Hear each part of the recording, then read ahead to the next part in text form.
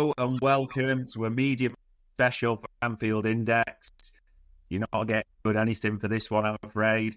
It was a terrible result, a terrible performance, and a defeat. And let's be honest, a terrible team who we just can't stand. But there was so much we didn't like about yesterday. Here to walk it through with me all as ever is David Lynch. And I think we'll just get right into this one, David, rather than sort of, beating around the bush, because it is 4 defeats on the bounce. And I did want to read you a quote on this, actually, as well. Liverpool had the chances to win today, but if they had, it would have papered over the cracks. They don't look like champions because this summer ensured that it isn't the same team that won it. And any defence of their title will be over by the time that they work out all these issues. Sound familiar at all? Who wrote that? That is a brilliant summation of what we saw yesterday. I think whoever wrote that is genius.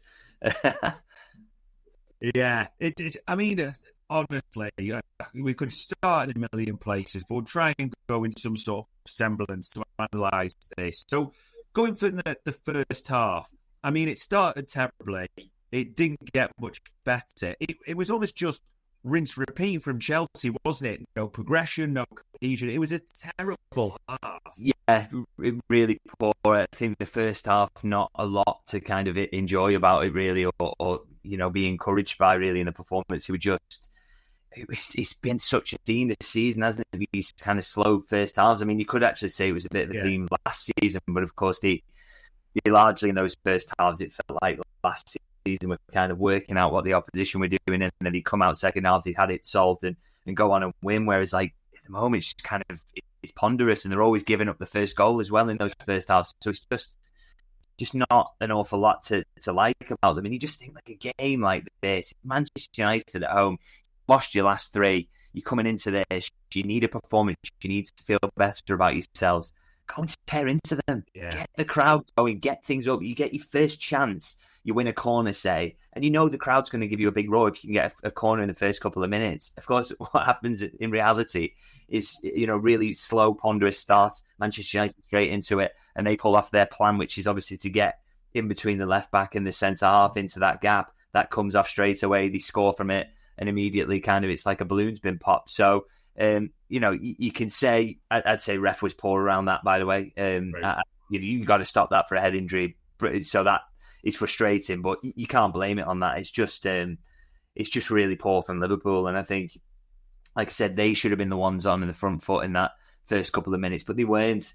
And United were ready to execute their plan, and they did straight off the bat. And so, once you go 1-0 down, you're giving United a bit of encouragement, a bit of belief, because they'd already played well at Anfield the season before. They had that belief then that they could get something, and Liverpool really never put it right from there. So a shocking start. And I don't know whether it's kind of, does the manager not have to say, come on, like, let's start quickly? Like, Jurgen Klopp side always used to do it. And you can talk about tactics and your ideas as much as you want, but that's it. That's a feeling, that starting games right. It's putting zip on your first pass. It's, slamming into the first tackle and winning it. And what Liverpool did wasn't good enough, and they immediately hand United the kind of incentive there, and they didn't really surrender it for the rest of the game. So yeah, really, really poor. Yeah, it did. You're right. You expected, we were already in that ground thinking they are going to press, they are going to respond, they are going to want to react after what everyone's been saying about them, and like ram a few words down the throat. But I said it rinse repeat. And speaking of rinse repeat, the second half just seems to be like, oh crap, we're losing. Let's just get all the attackers on the pitch and see what we can do. It was kind of the same again, wasn't it? Yeah, so this is it. It kind of, obviously, they slightly redeem themselves in the second half in that they actually do create a little bit. They do look dangerous. They don't give too much away in terms of chances, you have to say, in that second half, except the kind of the one that gets scored.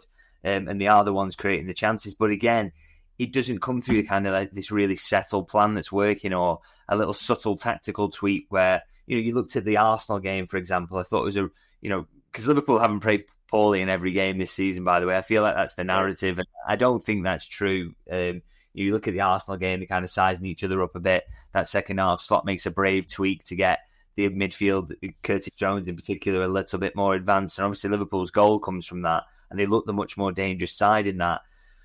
So you come away from that, you think, okay, well, they weren't great in the first half, but neither were Arsenal, and they were the better side in the second. They deserved to win in the end. It's a tight game. But in this one, you kind of come away, they were better in the second, but even if they'd have won the game, I still wouldn't have felt good about it. I still wouldn't have felt like, oh, brilliant performance there, brilliant tweaks from the manager, because it didn't feel like a clever tactical tweak, like saying, to move out around the midfield or kind of put an attacker in a different space, push a fullback up or anything like that. It was just like, right, let's throw on all these brilliant individuals and hope that they come up with a moment of magic. And, they did in scoring the goal, and they did have quite a few chances, which, they could have won the game. Let's have that right as well. Let's not forget that. Could easily have won this. So no, it wasn't a kind of tactical masterclass from Amorim or anything like that.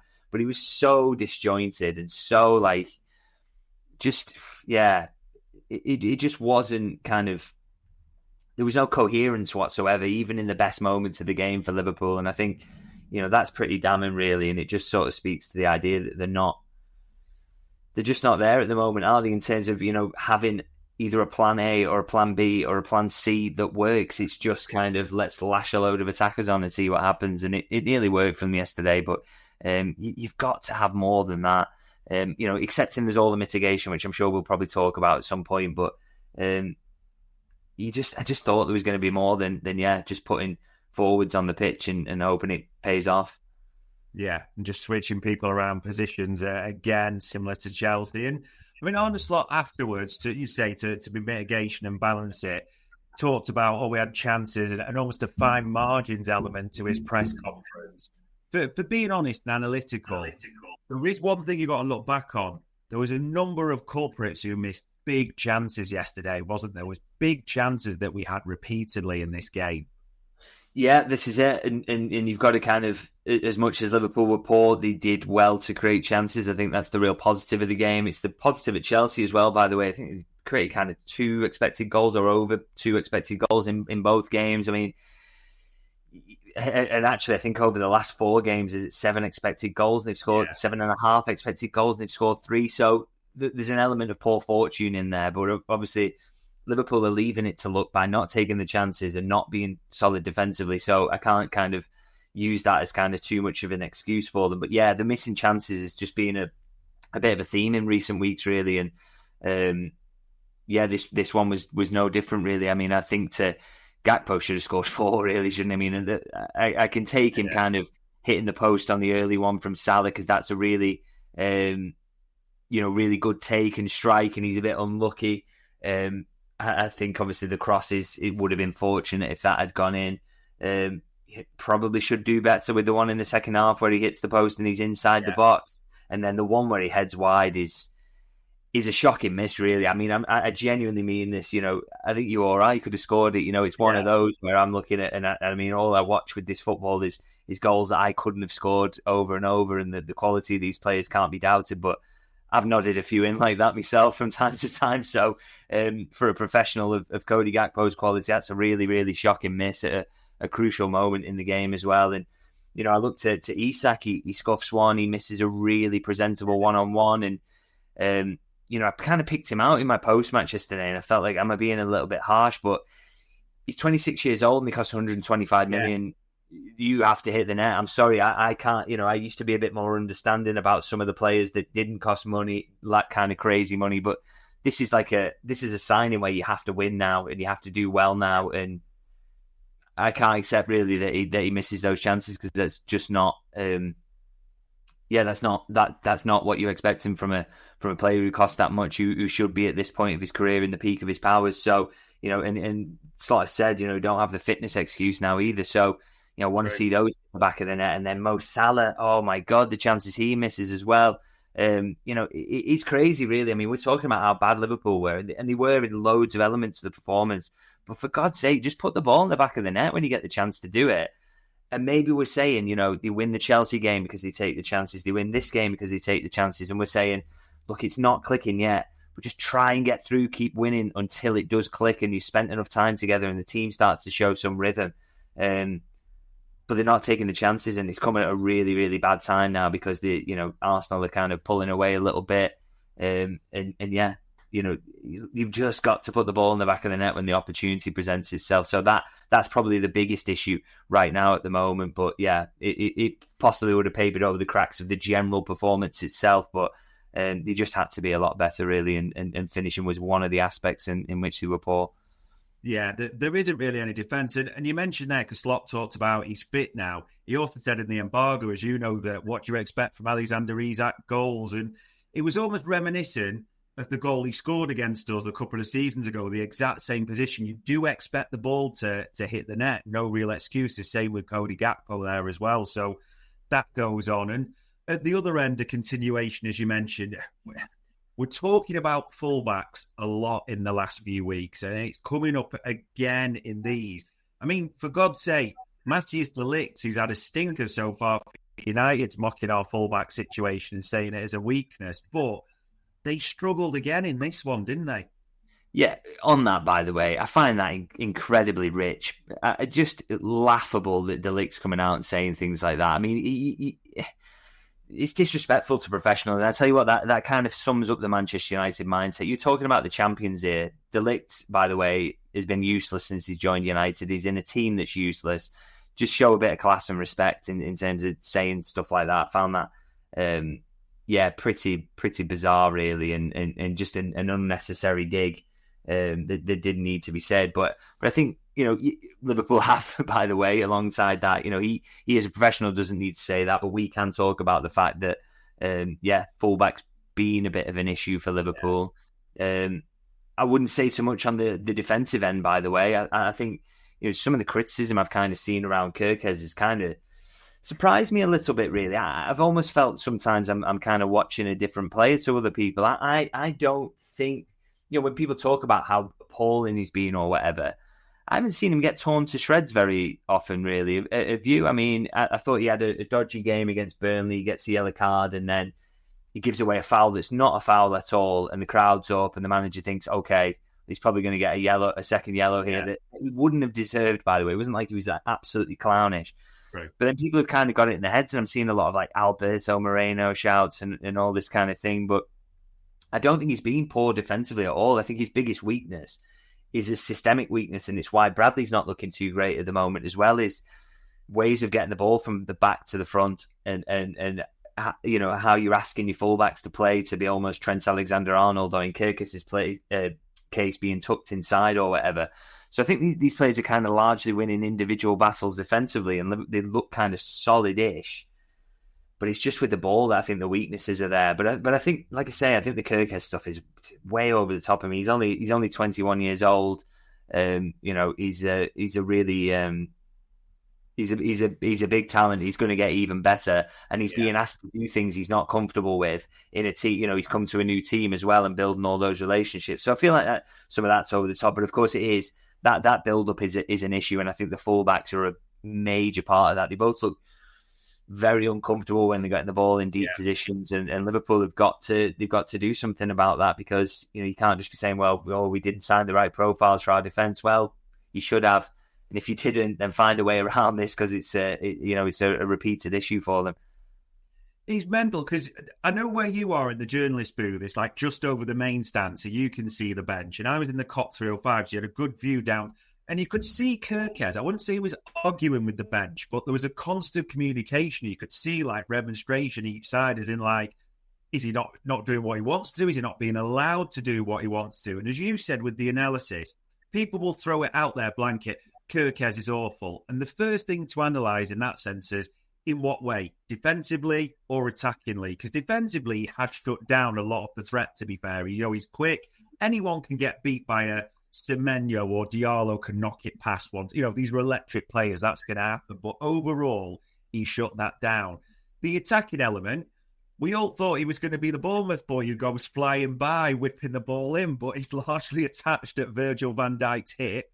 He's not the best passing left back, if you want to call it that. That's not his game. So if you're judging on that, it just seems, I don't know, we're almost setting up, for me, Milos Kerkez for failure a little bit at the moment, or like exposing his weaknesses, exactly the opposite of what he should be doing in this game.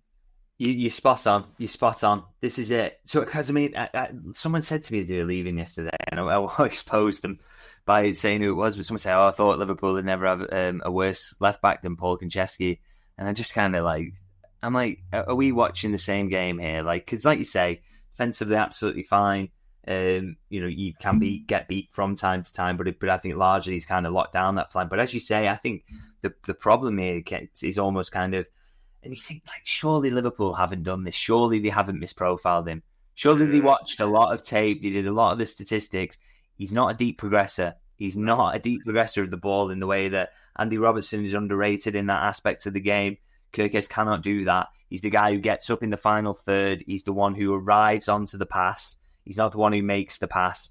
And you can see it in his game. Maybe, by the way, he's 21, so maybe he'll get there with that. Yeah. Maybe that aspect of his game he can learn and improve. But like you say, they've got him holding Virgil van Dijk's hand for some reason, and being asked to kind of thread these little through balls as a left back, and he just looks so shaky when he gets the ball because he's just not comfortable or used to it at all. And he's as someone said in the comment, his body shape when he receives the ball is shocking, and I totally. What a great point that is. It's spot on. He's always facing inside because he wants to give it to Gravenberch or he wants to give it back to the centre half. He never feels comfortable going down the line or the cute little pass inside, or he's just not got that kind of craft to how he passes the ball, and that may come further down the line, or if not, which is fine by the way, players have different strengths.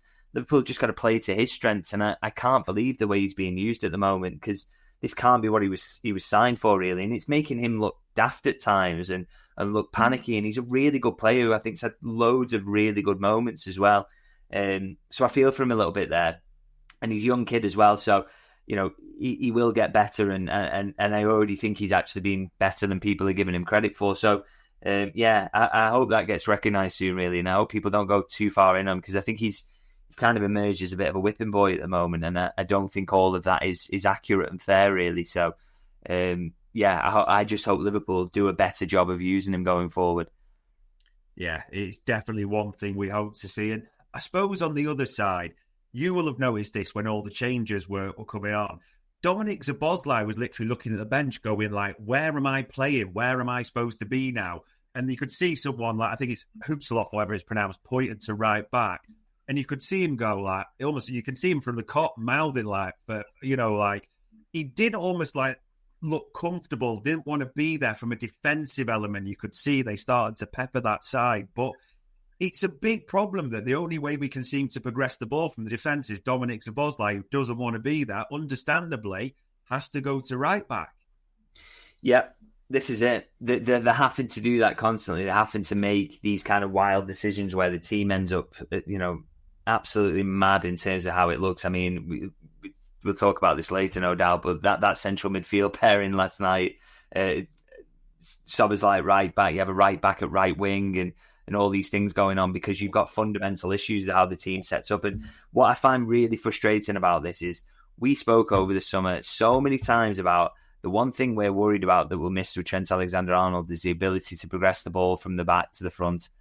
It's like, oh, God, and I'm just an idiot. I don't know that much about football at the end of the day. I've watched a lot of it, but crikey, I'm not a football genius by any means. And I saw this coming.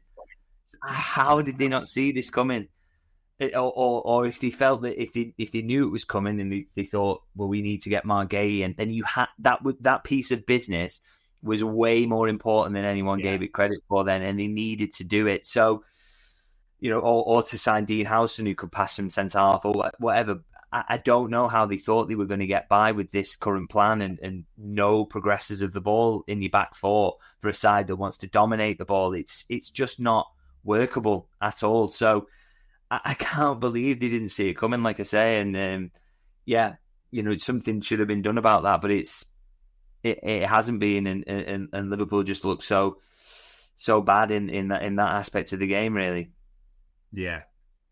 500 million nearly spent and you can't get it forward. So, yeah, just one problem to solve at the moment. And I feel bad for saying this because, like, open book, Mo Salah is my favourite player. I adore the man. He's brought so many good moments, but he looks every one of his years at the moment. And yesterday, do you remember the first touch he had when he nearly went out for a throw because it went under his foot? That kind of set the tone. And another game where bad decisions, and the miss was terrible on his left foot, wasn't he? You were just expecting to burst the net, but that is almost becoming a bit of you're almost expecting it a little bit, which is terrible to say, but it's happening regularly now.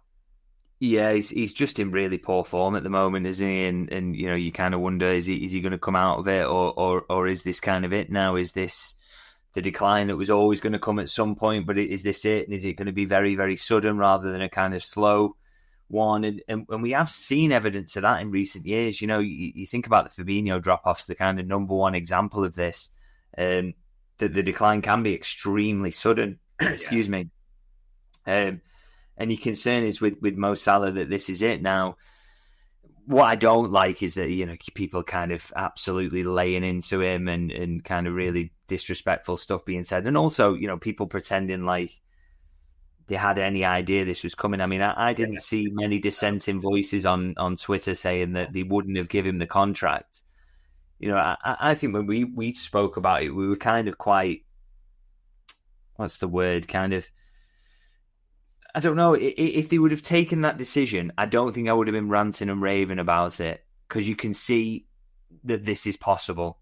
But I certainly wasn't on here going, oh God, yeah, they need to not give Mo the contract. I mean, it would have been insane to say that about a player who was putting up the numbers he was last season. He was so good. So, yeah, it would have been crazy to do that, really. So, but no one did. So I think people should be measured in the criticism. But right. It very much looks like what we're seeing at the moment is a sort of decline that it comes for everyone. I mean, I really hope that's not the case, and it's just all the change and everything that's going on around the club, and the turnovers caused problems with on-field relationships, and then his form's dipped and his confidence isn't there or whatever. I hope it's just a case of that. But at the moment, I mean, he's missing chances you can't believe that he would miss, really, and we've never seen him miss for Liverpool. So, hopefully it's just form and he can come out of it. I really hope that's the case. But it's, it was just another poor game from yesterday, and no surprise when he got subbed. Really, he deserved to be subbed, and I thought Frimpong did a better job in those latter moments. Yeah, and I suppose the final one is with the changes, and it almost goes to the lineup. I mean, I was a bit shocked when I saw the lineup. Like, we couldn't progress the ball against Chelsea. We were pretty woeful. Like, you're almost expecting he'd had this week to come up with a master plan, maybe too dramatic slot. But so you were a bit like, hey, same lineup, same players, same position, a bit like that. And then even into the second half, no changes at half time, which I think surprised a lot of people in the stadium as well. Like, shake it up, get something going, like Curtis Jones energy, something. And then mentioning Curtis Jones, as you said, we praised him so much, and we did rightly last season, because it was tippy-tappy in the first half, and changes were made in the second half and affected the game. This season, the changes in the second half just seem to be, we're panicking a bit, just get the attackers on and we'll work out who plays where from then. It's just the changes, you're just almost concerned about when they're not made and when they are made in the second half as well. Yeah, they are panicky. The thing is, it's not like he's looking at his first half plan and saying, oh, well, this is a small thing that isn't working. This is where we can exploit them. It's like, we can't get the ball forward consistently at all into the final third. We look really, really porous when they go on the counter-attack. So it's like, oh, the only way we're going to possibly win this game is through individual moments of brilliance. And that's not what a good football team is. That's not what a team that wins the league or wins the Champions League is. You've got to be so much more than that. They just don't. The structure on both sides of the ball just looks absolutely rubbish, to be honest. And, you just think, and so the changes are kind of feeding into that, because he's just kind of rolling the dice and seeing what happens rather than trying to tweak anything that's a good basis, because a good basis just isn't there at the moment. So, even the changes, I think, there's sometimes coming off, and he made some good subs earlier in the season, to be fair, that won games. But I think lately, it just seems to be kind of the idea of, all right, well, let's just turn this into an end-to-end game and see what we can get out of it, which is, it's not Arne Slot that you think of, is it? You think he's a bit more considered than that. But, yeah, even those aren't really working out for him at the moment, which was such a strength for him previously. Does seem to just be everything maybe seems to struggle, but the quicker we can move on, and I'd love to believe we'll win at Frankfurt, but we'll get to that quickly.